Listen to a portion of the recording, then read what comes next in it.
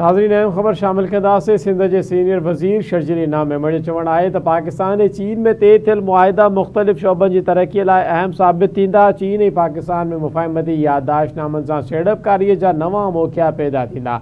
शर्जील इनाम मेमण जो चवणु हो त अवाम खे बुनियादी सहूलियतुनि जी फ़राहमी, जदीद टेक्नोलॉजी ऐं सनती सहकार क़ैथी ॾियण में पिणु मदद मिलंदी।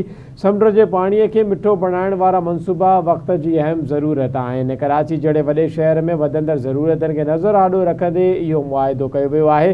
सीनियर वज़ीर वधीक चयो त जदीद टेक्नोलॉजी ज़रियनि शहरियनि खे वधीक पाणी फ़राहम करे सघिबो। अव्हां खे ॿुधाईंदा हलूं त सिंध जे सीनियर वज़ीर शर्जील इनाम मेमण जो चवणु हो त इन मुआहिदे सां मुस्तक़बिल में पाणीअ जे बहिरान ते ज़ाब्तो आणण में मदद मिलंदी। अव्हां खे ॿुधाईंदा हलूं त शर्जील इनाम मेमण चयो त सिंध हुकूमत शहरी मसइलनि जे मुस्तक़िल हल लाइ संजीदा क़दम खणी रही आहे।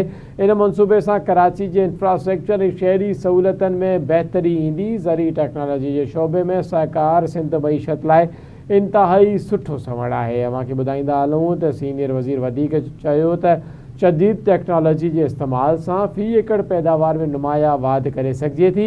हारियुनि खे जदीद तहक़ीक़, बहितर ॿिज ऐं जदीद ज़रई तरीक़ेकार ताईं पहुच हासिल थींदी।